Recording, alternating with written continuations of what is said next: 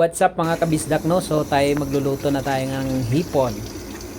Sinabawang hipon. May malunggay, tanglad, okra. So sundan nyo ako mga kabisdak kung paano lutuin ha.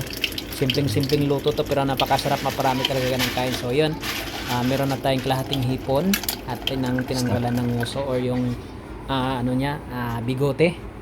So medyo malalaki yung hipon natin to mga kabisdak. Yan, naka-ready na yung natin, okra. Tapos unang gagawin, mag-init tayo ng tubig.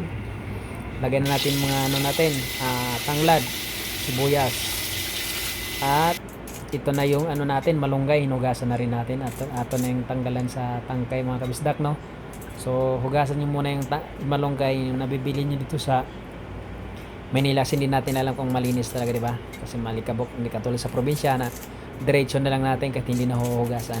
So yun, ganun lang. Ayan, ganyan lang kasimple maghagpat ng malunggay. Anong tawag sa Bisaya, sa Tagalog yan. So ayan na, nakaready na okra natin at hipon. So ayan, natanggalan natin ang tangkay ng ating malunggay.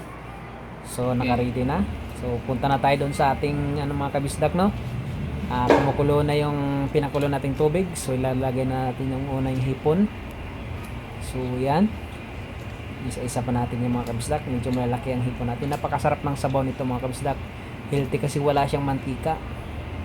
Okay, so wala talaga siyang sabi nga nila, pag hipon is talaga sa cholesterol. Wala namang mantika to. So safe na safe tayo dito mga kabisdak.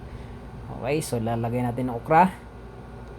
Isasabay natin sa hipon kasi para medyo malambot yung okra natin mga kabisdak, no. Napakadaming benefit sa katawan natin yung okra. And then atin takpan. Yan mga kabisdak. Tapos ngayon isusunod na natin yung malunggay dahil luto na yung okra natin at hipon. So ilunod na natin yung malunggay natin.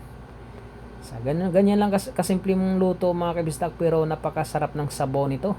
Siguro nakatikim ko kayo, matamis na miss talaga siya. Sobrang sarap, mapaparami ka ng kanin. Sarap ibuhog sa kanin, sabaw, lalo yung malunggay. Napaka-healthy, ang daming benefits sa katawan natin yan. At nga, antioxidant siya, anti-cancer yung mga malunggay, no. Pag sa ating katawan, maraming nutrients pwedeng makatulong sa ating katawan yung malunggay, lalo ang okra. So at ang halo-haloan mga kabisdak, no. So hindi na pala natin pakikita dyan yung nilagyan natin ng asin at saka pangpalasa ng konti, no. Konti lang. So ayun na, paluto na yung niluluto natin mga kabisdak. Ganun lang kasimple mga kabisdak, no. So naway nasundan yung aking ganun lang, simpleng luto lang mga kabisdak. So ayun na, tinakpan natin at binuksan. Ayan na, medyo na siya, lutong-luto na yung hipon natin mga kabisdak. So maya atin na yung hahanguin, no. So hahalo-haloin lang natin para medyo maluto yung malunggay. Kailangan malutong-luto yung malunggay mga kabisdak, no. Kasi yung iba dyan, nakikita ko pagkalagay ng malunggay, talagang half cook lang. So atin, kailangan natin so yan, inangat natin, napakasarap sa panghipon. Maparami talaga kayo ng kanin dito mga kabisdak, no. Lalo yung aroma ng tanglad. Nilagyan natin ng tanglad mga kabisdak kasi maganda rin sa katawan yung tanglad. Maraming benefit sa katawan natin yung mga kabisdak. So ayan, maya atin ang hanguin yan, ha. So ganoon lang, maraming salamat mga kabisdak. Huwag kalimutang i-subscribe at i-share, like ng aking YouTube channel.